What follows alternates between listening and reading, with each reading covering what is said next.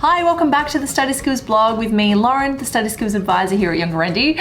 This is the second part in our effective reading series, and today I'm just going to talk to you about some different academic and non-academic texts.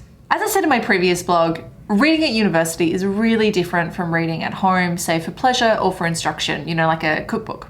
So this week I want to talk about the most common kinds of texts that you're going to encounter at university. There's actually heaps of different kinds of texts. Not all of them are things that you will even actually physically read on a page, because the word text really doesn't just mean something that's written. It can be all different kinds of material that we read for understanding and knowledge. And that can include things like film and video, audio, art, all kinds of different things. But for simplicity's sake, I'm going to stick to what we actually physically read on the page.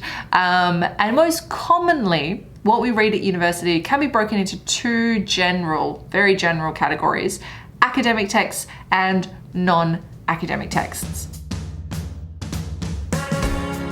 So academic texts are those that are written by academics and researchers and are generally intended to be read for an academic audience, so other specialists and researchers in that discipline. These are sources of information that are considered to be the best and most appropriate in an academic environment.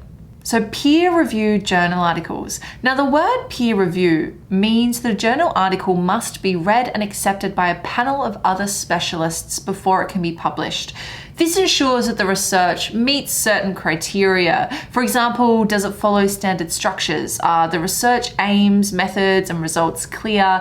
Do the methods seem appropriate and reproducible? So it's really all about ensuring that what gets published is of a really high quality and that we can trust the research and its findings. Having said that though, not all peer-reviewed journals are equal, but I'm going to talk a little bit more about that when I talk about how we evaluate an academic text. Academic books then are the second main way that academics publish their research. Now these can be edited collections where we have a collection of different chapters and articles or essays written by different authors and edited by a single collection of editors, or we can have a single authored academic book. And while these are not necessarily peer-reviewed in exactly the same way as a peer-reviewed journal article, they do go through a rigorous editing process by academic publishers. Then we've got textbooks. Now textbooks are a little bit different from academic books because textbooks, while they're still published by academic publishers, their target audience are students as opposed to other researchers, and their purpose is to instruct and teach rather than to share new research, ideas, or arguments. Now this makes them a little bit easier to understand, particularly for undergrad students.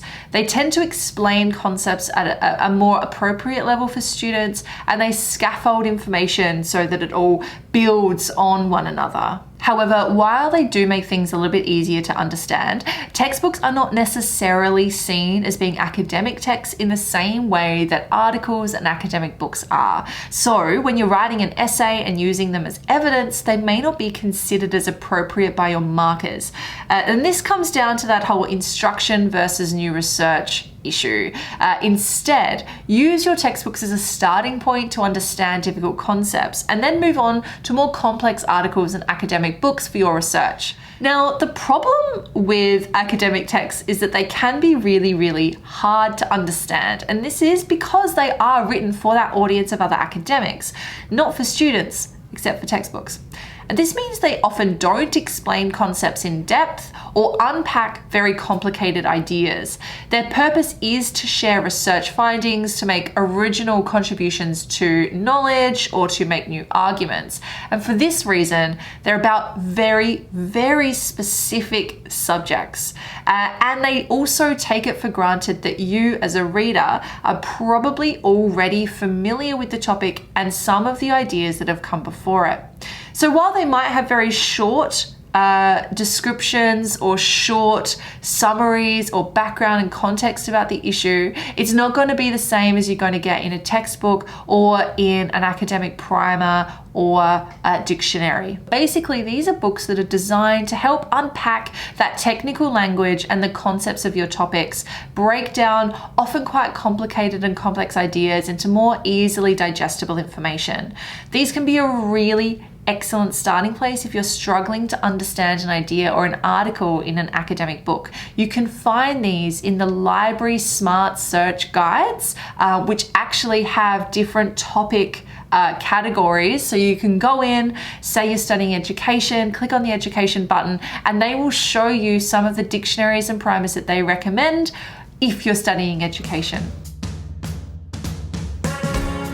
So now we're going to talk about non-academic texts. There are a huge range of non-academic texts, and really what I mean by non-academic text is simply that they're not necessarily written by academics or researchers, but it doesn't mean that they are not useful for your assignments. We just have to know which ones we can use and in which context. And it also depends a lot on what you're studying. So these kinds of texts can range from government and industry reports to websites to novels and plays and historical documents. So depending on what you're studying or what kind of assignment you're doing, a huge range of these might be applicable and very relevant to your research. So I'm going to start with what we generally call grey literature. And this really just refers to all kinds of documents and material that is published in a non-commercial form. So that means it's not for profit. That's not its aim. And these can include government reports, policy statements, conference proceedings, geological surveys, fact sheets, maps, research reports, newsletters, and more.